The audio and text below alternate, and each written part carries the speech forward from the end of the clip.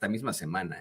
Puede ser que incluso hoy las comisiones del Senado ya aprobaron en lo general y en lo particular la reforma judicial, y hoy pasaría precisamente a ser discutido ya en ese Senado, algo que pues le preocupa en el alma a muchísimos panistas, priistas, pero sobre todo a las élites que defienden un poder judicial que los ha defendido históricamente en México, que les ha permitido pues salirse con la suya, a los poderosos, a las poderosas y también a los delincuentes. Con mucho respeto lo decimos, se ha planteado una y otra vez que por supuesto que no se puede generalizar, que por supuesto que hay excelentes impartidores de justicia en México, pero en su mayoría y efectivamente, pues nos hemos dado cuenta de una serie de tropelías, de irregularidades, de situaciones que son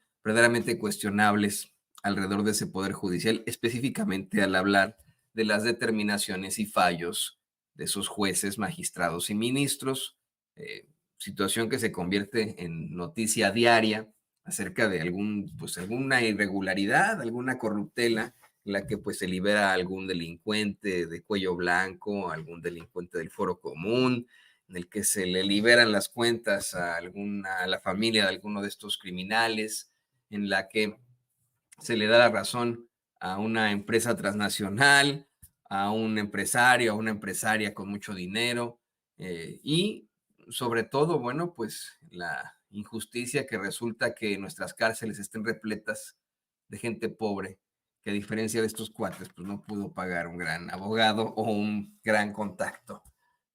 Y también en medio de la controversia que pues resulta tener a una serie de trabajadores, trabajadoras, funcionarios, funcionarias del Poder Judicial, protestando contra una reforma que no los afecta, que si ellos leyeran el dictamen, si ellos leyeran la iniciativa, se darían cuenta que a ellos per se no les afecta, no les van a bajar sus salarios, no corresponde a despidos de trabajadores, de funcionarios del Poder Judicial. A los que afecta directamente es, en definitiva, a esos pues impartidores de justicia, a los que se les va a reducir sus privilegios, la gran cantidad de privilegios que tienen, porque mire, les pagamos hasta la ropa, eso es increíble. Les pagamos festivales del Día de la Madre, del Día del Padre, les pagamos los lentes, les pagamos los transportes y además la gasolina, ¿no? Imagínese usted, además de los transportes que ya cubren gasolina y etcétera, para otro tipo de vehículos que ellos tengan se les paga también la gasolina, vales de despensa, una serie de infamias que por supuesto no obtienen el común denominador de los mexicanos, además de que tienen sueldos multimillonarios. En medio, pues, de un caso que ellos no pueden ganar en definitiva, porque así lo determinó el pueblo de México, se plantea que la reforma judicial va, les guste o no, pongan a marchar ahí a la ministra presidenta Norma Piña, a la que se le invitó a realizar una reforma judicial desde hace ya mucho tiempo y que pues se negó. Ahora ya no, llega con propuestas para una reforma judicial como ella quiere o como ellos quieren y pues, pues ya ahora es muy tarde, ¿no? Eh, ¿Por qué es tarde ya para pedir perdón? Como dice esta canción de esta banda que se me fue su nombre. Pero bueno, ahí está, ahí está. Y le quiero compartir lo que publica. Bueno, es más, ¿qué le parece que vamos a cómo se acepta ahí en comisiones del Senado, cómo se aprueba en lo general y en lo particular la reforma judicial para que ya pase directamente al Senado y sea discutida esta semana, a partir de hoy? ¿Ve usted? 13 votos a favor, 6 votos en contra y 0 abstenciones. Aprobado en ambas comisiones. En consecuencia, queda aprobado en lo general y en lo particular los artículos no reservados, el dictamen de las Comisiones Unidas de Puntos Constitucionales y de Estudios Legislativos, que contiene la minuta con proyecto de decreto por el que se reforman, adicionan y derogan diversas disposiciones de la Constitución Política de los Estados Unidos Mexicanos en materia de reforma del Poder Judicial. Queda aprobado.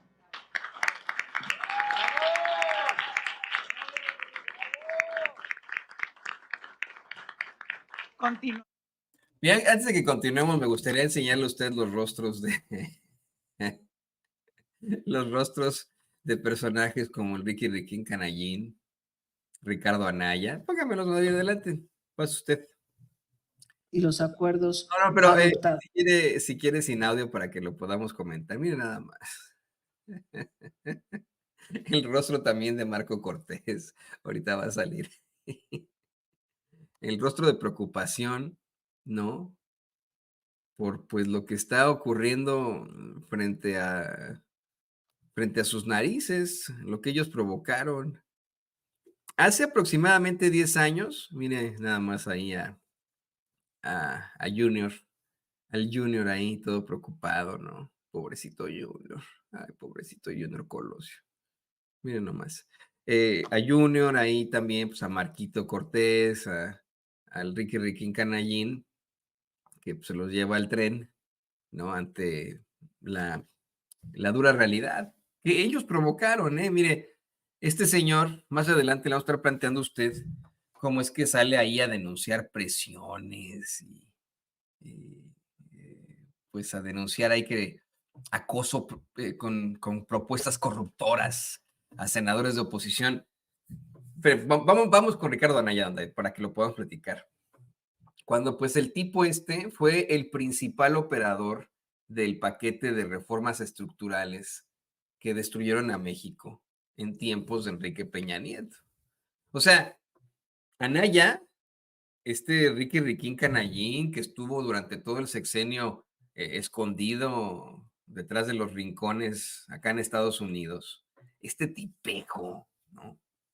Este tipejo, pero así de verdad que ha sido exhibido hasta por sus propios compañeros de partido y de coalición como un corruptazo. O sea, imagínense que hasta el saco de pus, Javier Lozano, le llame corruptazo a este tipo. Este sujeto que fue el principal operador de la, pues vamos, de que se plasmara ese paquete de reformas que destruyeron a México, específicamente la reforma energética con la que le entregamos a las empresas extranjeras, le entregaron ellos, ¿no? Al país en bandeja de plata por cacahuates. Claro, enriqueciendo a personajes como este sujeto. Sale todavía a decir, o sea, esto es increíble, ¿no? Que haya acoso, propuestas corruptoras a senadores de la oposición, cuando él es el que operó, ¿no? Hace 10 años la reforma energética y otro tipo de reformas que destruyeron a México, es de infamia absoluta. Por eso es que verlo a él, al hombre que lo mantiene todavía en el poder, que es Marco Cortés y que destruye el Partido Acción Nacional, así como claramente lo planteó el exgobernador de Querétaro, ver al Junior Colosio, que pues ha salido adelante gracias a su apellido, ¿no? Verlos así, desesperados, es histórico. Estas caras son históricas. Históricas. Por lo que se les viene, ¿no? O sea, este es el fracaso de la oposición. Le voy a compartir lo que publica la revista electrónica Sin embargo MX sobre el tema. Dice, en una sesión de alrededor de 9 horas, las Comisiones Unidas de Puntos Constitucionales y de Estudios Legislativos del Senado de la República aprobaron anoche en lo general y lo particular el dictamen de la reforma judicial. Con 25 votos a favor y 11 en contra, el dictamen avanza a su discusión en el pleno, avanza hacia su discusión en el pleno del Senado previsto para esta semana. La reforma, dice sin embargo MX, que ha generado un intenso debate entre legisladores y expertos, propone cambios significativos en la estructura y el funcionamiento del Poder Judicial. Entre las modificaciones más destacadas se encuentra la elección de jueces y magistrados por voto popular, así como la creación de un consejo de la judicatura con mayores facultades de supervisión y control. La aprobación en lo particular del dictamen es un avance significativo en el proceso legislativo y se espera que la discusión en el Pleno del Senado sea igualmente intensa. La ciudadanía y diversos sectores de la sociedad estarán atentos a los próximos pasos en la implementación de esta reforma histórica, dicen ahí en Sin embargo MX. Horas antes, las Comisiones Unidas de Puntos Constitucionales y de Estudios Legislativos en el Senado de la República aprobaron en lo general el dictamen de la reforma judicial con 25 votos a favor y 2 en contra, tras una intensa sesión de 6 horas de debate. El dictamen, que propone la elección de jueces, magistrados y ministros a favor a través del voto popular, fue aprobado sin modificaciones. La sesión estuvo marcada por un intercambio de acusaciones entre los legisladores oficialistas y de oposición, mientras los primeros acusaban a los opositores de defender un régimen de privilegios en el Poder Judicial. Los partidos Acción Nacional, Revolucionario Institucional y Movimiento Ciudadano denunciaron afanes de venganza y cooptación del Poder Judicial por parte del Ejecutivo. La aprobación en lo general del dictamen es solamente el primer paso en el proceso legislativo. Ahora el dictamen deberá ser discutido y votado en lo particular, donde se analizarán las propuestas de modificación presentadas por los legisladores. Híjole. Voy aquí a escuchar cuáles son, según el canallín de Ricardo Anaya, las 3 trampas de la reforma judicial. Disfrute esto, ¿eh? Vamos a disfrutar lo votado, como dicen nuestros moneros. Disfrute usted lo votado. Primera trampa y primer engaño. Le dicen a la gente que va a poder votar de manera libre y directa y secreta para escoger a jueces, a magistrados. Lo que no le están diciendo a la gente, y lo dice el dictamen, es que Morena tendrá el control total y absoluto de la preselección de las candidatas y los candidatos. Es como si ahora mismo elegimos aquí a un representante y yo les permito voto libre, directo y secreto, pero yo conservo la facultad de definir quién aparece en la boleta. Y si alguien no está de acuerdo, pida la palabra para rectificación de hechos y vamos discutiéndolo. Morena tiene el control total, no 50, no 70, 100% de quienes van a aparecer en la boleta. Esa es la primera trampa y el primer engaño. Y si estoy faltando a la verdad, hagan uso de la voz, les presto mi tiempo. Segundo, el número de boletas va a hacer que ese ejercicio, lejos de ser un ejercicio democrático, sea un ejercicio de confusión en donde la gente termine simplemente escogiendo al azar los del cuadrito del Ejecutivo. Aquí, en la Ciudad de México, solamente eligiendo al 50% de los impartidarios de justicia federales y estatales, tiene que haber 2,161 candidaturas en las boletas para elegir 344 cargos, porque todas esas personas tienen competencia sobre todo el primer circuito judicial. ¿En serio, compañeras y compañeros? Boletas, decenas de boletas aquí en la Ciudad de México con 2,161 candidaturas para que la gente vote por 344 personas. Esa es la segunda trampa. Y la tercera, y quizá la más grave. Yo respeto a muchas y a muchos de ustedes. ¿Cómo pueden permitir la creación de un tribunal de disciplina? 5 personas que van a tener un poder que jamás ha tenido una autoridad en México, también preseleccionadas por Morena con control total, y que tendrán 3 facultades. La primera, como instancia única. No hay posibilidad de ir a otra instancia. Pueden quitar a una jueza o a un juez del cargo y no hay otra instancia. Segunda facultad, le dan vista al Ministerio Público y lo pueden meter a la cárcel. Y tercera facultad, vía juicio político, lo inhabilitan 20 años para volver a ser servidor público. Conclusión. Sí, eso es lo que queremos los mexicanos exactamente, que a los corruptazos, que a los jueces corruptos se les exhiba, se les castigue y no se les permita de ninguna forma regresar al poder judicial. Es lo que estamos determinando como pueblo de México. ¿Por qué es tan difícil entender para estos cuates? Mire, de verdad, es muy interesante ver ahí a este hombre tan cuestionable, insisto, incluso por miembros de su propio partido, como Javier Lozano, que lo ha llamado corruptazo, de su propia coalición, que lo han exhibido como un ultracorrupto, hacer estos planteamientos muy cuestionables después de haber estado fugado durante 6 años, ¿no? Y aparte de todo, pobrecito, se le ve ahí un tic en el ojo, ¿no? Y que mientras ahí empieza ahí en su desesperación, a abrir y cerrar un ojo ahí, se le va el tic. Hubo muchos, pues muchos planteamientos por parte de senadores de ambos bandos. Por ejemplo, ahí estuvo Javier Corral, ¿no? Exhibiendo que estos presuntos riesgos de los que habla Anaya, pues son una mentira, ¿no? Dice Corral que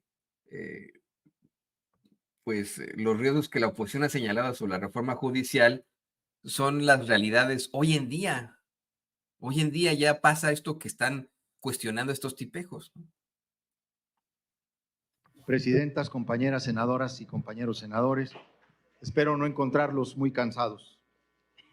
La reforma que hoy se discute, por su dimensión, por su complejidad, por su trascendencia, exige de todos los actores la conciencia de que inicia, no concluye, detona un proceso de reforma y transformación del sistema de justicia en nuestro país. Quiero decir, las reformas legales y constitucionales, particularmente las constitucionales, tienen que ubicarse en el contexto histórico del que surgen. Y no hay duda que este proceso de reforma constitucional es un referente de mandato popular en las urnas en un momento de transición también inédito en la historia de nuestro país. Ahora abordamos el cambio a las estructuras de los poderes judiciales federal y locales, y luego deberemos profundizar todos los componentes del sistema de justicia en la legislación secundaria, la que tiene que ver con la procuración de justicia, particularmente policías y fiscalías, así como todos los elementos que aseguren una pronta, expedita impartición de justicia desde la profesión de la abogacía, la defensoría de oficio, la transformación de todos los procesos en todas las materias, civil, mercantil, familiar, penal, laboral, administrativo, penal, incluida la desformalización de demandas y denuncias y procedimientos, pero sobre todo la reforma de los poderes judiciales locales, bajo el control casi absoluto de gobernadores y gobernadoras. Y empiezo por aquí mi intervención, porque de poco servirá a los propósitos de la legislación secundaria continuar con la magnificación, la descalificación absoluta y generalizada, la resistencia per se, por sí misma, a los procesos de cambio, porque solo resistencia ha habido. Hasta ahora no se conoce una propuesta realmente integral que sea alterna a esta, ni de la oposición, ni de jueces o magistrados. Ni siquiera la actual conformación de la Suprema Corte de Justicia de la Nación se atrevió a plasmar por escrito, esto es de manera formal, una contrapropuesta. Algunos de los actuales ministros estuvieron más preocupados por su haber de retiro que por expresar con valor y claridad cómo resolver el descrédito que afecta a la institución que encabezan. Los detractores de la reforma coinciden en el diagnóstico, suman en sus análisis la crítica a este poder que a los pocos años de su integración más independiente o autónoma, me refiero a la reforma de 1994 propiciada por el presidente Zedillo, que pasó de 26 ministros a 11 en un proceso de reforma constitucional de 27 días, el mayor fast track que haya conocido el derecho constitucional en la historia reciente de México. Este poder que tuvo esa gran oportunidad muy pronto se volvió distante y soberbio en su máximo tribunal, una especie de Olimpo de los dioses. Y luego la corrupción que enloda a varios jueces y magistrados. Y luego el nepotismo que no quisieron atender y resolver con sinceridad, sino que solo se intercaló entre circuitos judiciales o se intercaló entre circuitos judiciales con poderes judiciales locales. Es una de las más humillantes simulaciones a la sociedad mexicana. Han dicho reforma judicial sí, pero no así. El gran problema es que no han dicho cómo, ni cómo sí. Y esto tiene una explicación. casi todos los riesgos que advierten de esta reforma son realidades hoy. La intromisión del dinero, los poderes fácticos, la delincuencia organizada y no se diga la corrupción. Por supuesto que no coincido con generalizar la corrupción en el Poder Judicial. Por supuesto que no. El meollo del asunto es que frente a conductas reprochables de algunos juzgadores, el conjunto calla y el Consejo de la Judicatura otorga impunidad. Por ello estoy de acuerdo en separar el órgano de disciplina de la estructura de la Suprema Corte de Justicia de la Nación y crear un tribunal de disciplina judicial. Es que son vergonzosos los datos de la autocorrección del Poder Judicial. En 23 años, y teniendo un conjunto de 1,364 juzgadores, solo han sido destituidos 23 jueces y 8 magistrados. Repito el dato, que lo escuche el Consejo de la Judicatura y el Tribunal Pleno de la Suprema Corte de Justicia de la Nación. En 23 años, solo 30 juzgadores han sido destituidos. No han caído en ninguna trampa. Senador Anaya, difiero de su punto de vista. Han caído en el autoengaño. Esa sucesión de mentiras, de falacias y calumnias en las que basaron su estrategia electoral, que empieza con una coalición electoral impresentable, que ofreció un fenómeno ciudadano que no fue, que nunca llegó. Concluya, senador. Pasó por la invasión comunista, siguió con la guerra negra de narcopresidente y narcocandidata, siguió en la supuesta representación y sobrerepresentación y ahora con el cuento del fin de la división de poderes, la muerte de la democracia. En todo caso, la trampa es propia y si no admiten y reconocen al pueblo, como dijera el presidente López Obrador, y con esto termino, porque aquí hay un fenómeno de incomprensión del fenómeno popular que representa la transformación política y social que vive México. Si no son capaces, como dijo el presidente el domingo pasado, de querer al pueblo o comprenderlo, por lo menos tendrán que aprender a respetarlo. Por cierto que las declaraciones de Corral pues generaron una discusión ahí dura con la senadora Verónica Rodríguez. Mire usted. Hay una cosa que le reconozco al senador Corral y es que si alguien sabe de cambios, es él. Le informo, senador, que sí existe una propuesta del Partido Acción Nacional que de hecho se presentó como voto particular en la Cámara de Diputados, pero que ustedes no quisieron discutir. Hablo del oficialismo. Y la van a conocer porque, aunque pretendimos ingresarla aquí el pasado jueves, por instrucciones de su presidente de la mesa directiva, ni siquiera la pudieron recibir. Claro que la vamos a presentar el próximo martes como un voto particular y como una propuesta, y la va a conocer a la perfección. Es más, yo los invito a que de verdad le entremos a un debate para generar una reforma integral al Poder Judicial.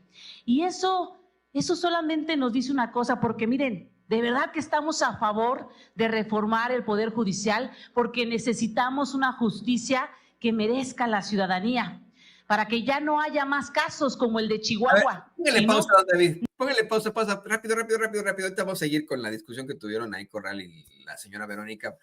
Mire, a mí me da mucho coraje cada que estos fachitos salen a decir, claro que se necesita una reforma judicial. Bueno, ¿y por qué chingados? Cuando se empezó a solicitar que hubiera algún tipo de debate, que pudiera haber algún tipo de encuentro para que precisamente se reformara al Poder Judicial ante una serie de irregularidades, ¿por qué se quedaron de brazos cruzados? Porque no, lo que diga López, porque sí le llaman al presidente, ¿no? Para tratar de discriminarlo y minimizarlo, ¿no? Por su apellido.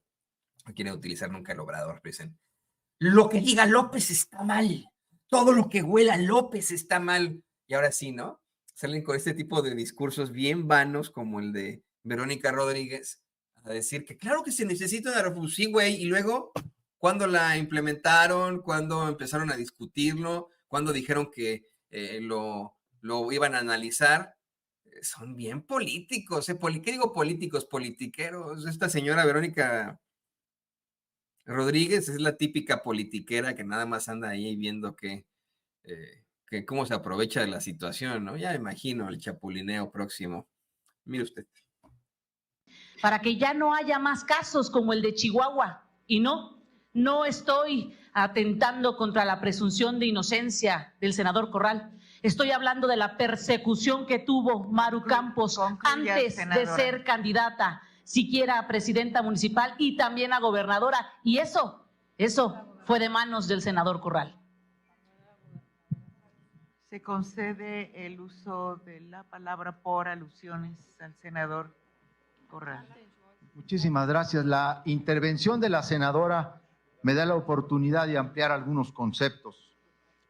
Quisiera, en primer lugar, decirle que si hablamos de cambio y de transformación, podría hablar de lo que queda de Acción Nacional.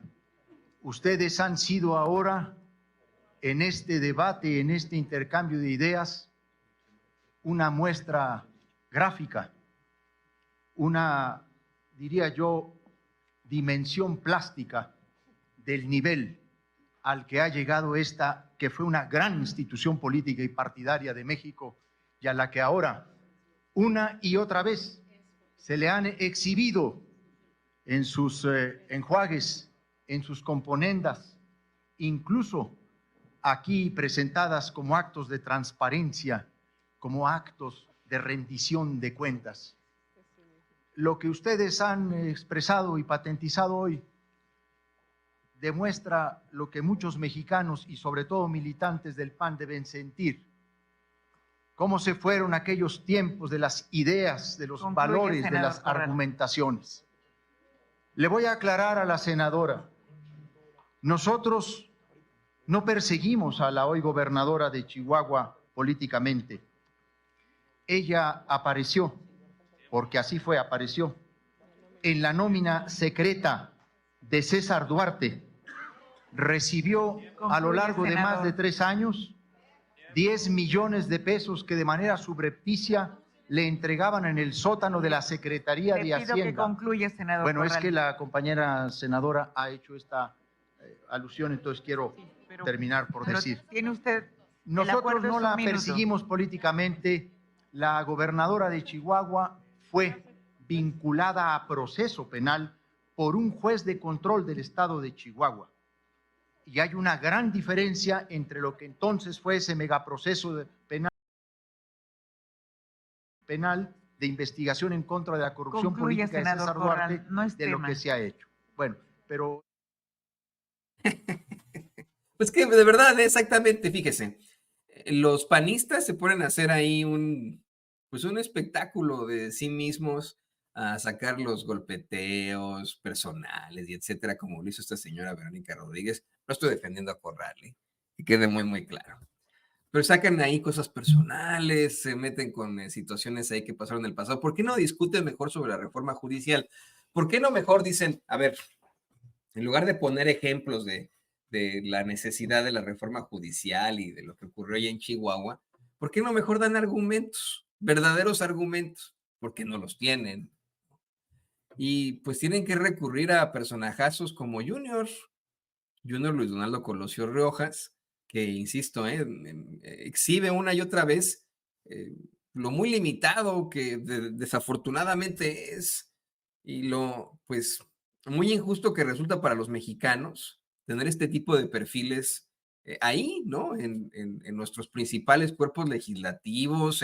Mire, por supuesto que él y su familia enfrentaron una tragedia espantosa, ¿no? En su niñez, una tragedia que pues obviamente fue terrible para todos los mexicanos incluso, y que marcó su vida. Pero eso no le da derecho a personajes así a seguir infiltrándose en la política, a seguir teniendo pues estas posiciones de poder, simple y sencillamente por sus apellidos de alto pedorraje, por sus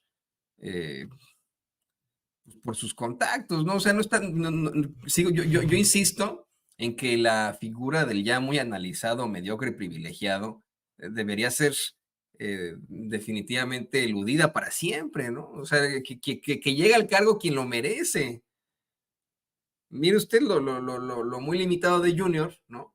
Al decir, según él, que nunca antes en la historia del país 2 poderes se habían juntado para destruir al otro. Mire nada más. Y ojo, sí, el pueblo de México nos dio un mandato, por supuesto que sí, pero en ningún momento nos dio, ni jamás nos dará, un cheque en blanco. Nunca antes en la historia de este país dos poderes se unieron para destruir a otro, para cooptarlo, someterlo. ¿Esta reforma es para quitar privilegios, excesos? Sí, pero también es para tomar control del poder que funge como el árbitro de México.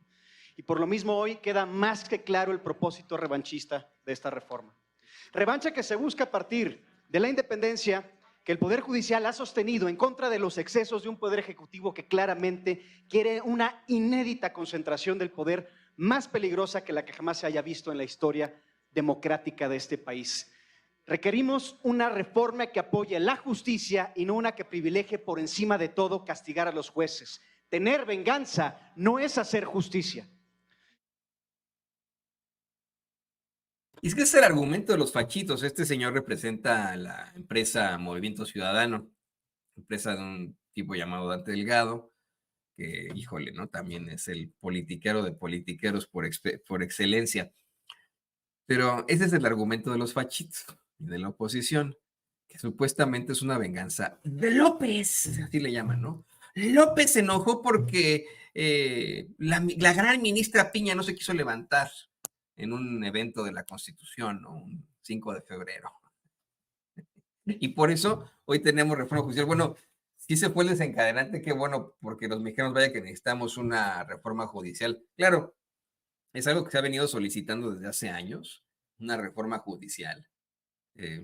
Y no podemos verdaderamente encasillarla en pues en una venganza. Además, miren, conozco gente que se identifica más con la derecha, que pues está en la clase alta, la clase media alta y la clase alta. Cuando uno les habla pues, normal, ¿no? De lo que vendría siendo una reforma judicial, en primer lugar se dan cuenta de que están muy desinformados, de que escuchan a personas muy limitadas como Junior, ¿no? Convencerles de que se trata de una venganza y que López está loco, ¿no? Así según ellos. Y cuando uno les dice, no, pues que lo que está buscando es que se elija a los jueces, le dicen, no, neta, ¿me lo juras? Sí, sí, sí, que tú puedas elegir a tu juez, ¿no? De inmediato dicen, no, pues es que tengo un caso, póngale, ¿no?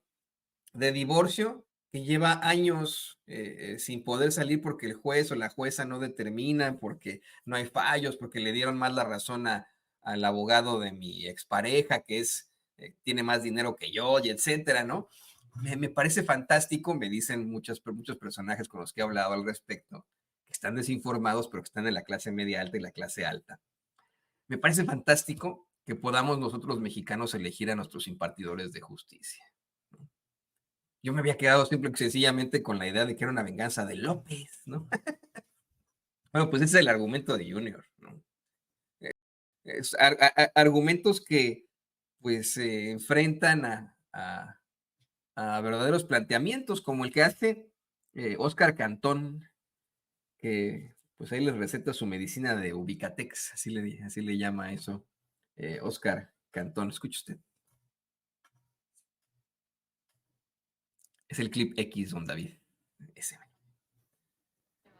Esta es una reforma que indiscutiblemente va a marcar historia.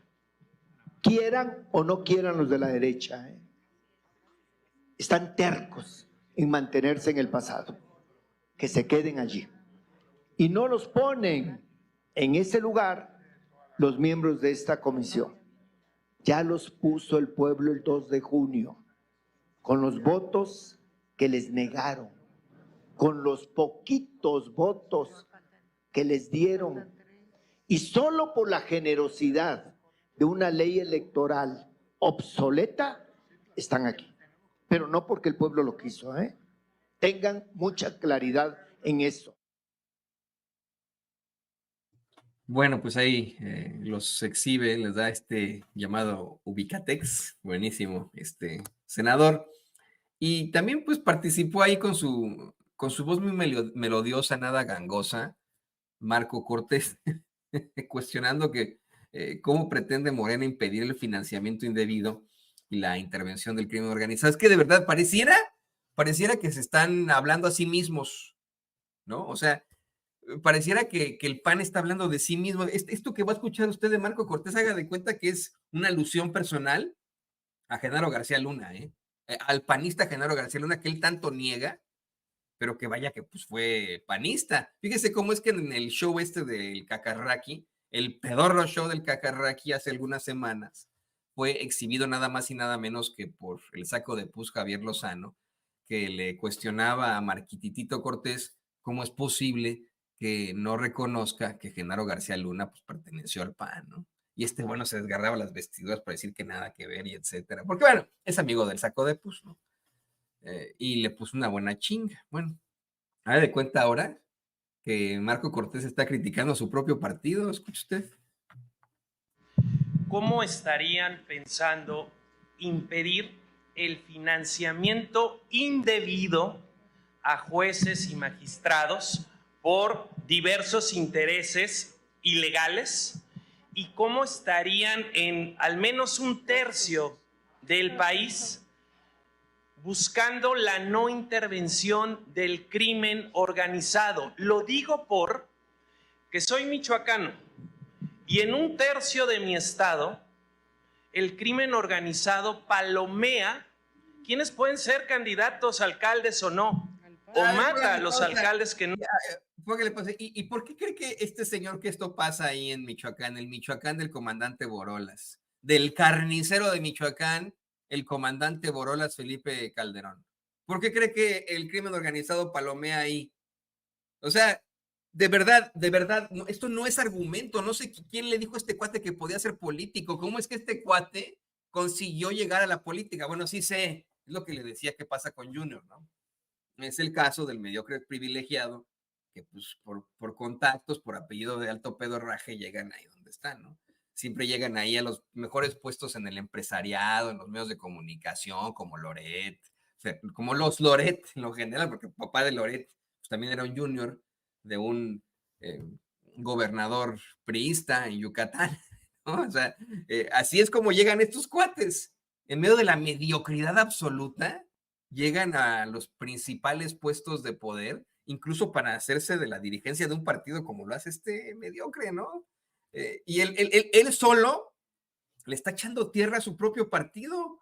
Dice, que ¿cómo creen ustedes que determina ahí el crimen organizado en mi propio estado? Pues sí, tu propio estado que estuvo dominado durante tanto tiempo por el PAN, por el PRI, y que se enfrenta a este tipo de realidades debido a la gestión del Partido Acción Nacional, el estado del carnicero de Michoacán. Regrésenle un poquitito donde esto es verdaderamente infame, indignante, pero bueno, pues ellos solos se exhiben con sus propios argumentos. Porque soy michoacano y en un tercio de mi estado el crimen organizado palomea quienes pueden ser candidatos, alcaldes o no, o mata a los alcaldes que no se alinean, o los extorsiona.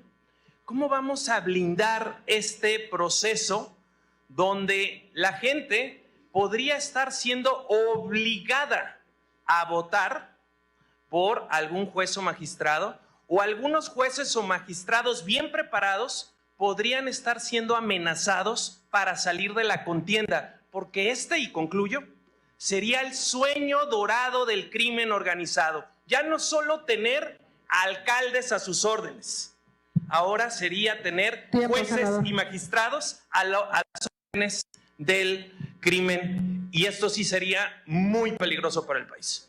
Como si en estos momentos, señoras y señores, los jueces y magistrados no estuvieran a las órdenes de estructuras criminales, como si en estos momentos allá en Michoacán hubieran liberado una cantidad impresionante de personajes relacionados con el crimen organizado, a las élites, como si no liberaran delincuentes, ¿no? Bueno, llegó el presidente, tenemos mucho más de qué platicar, ahorita de regreso.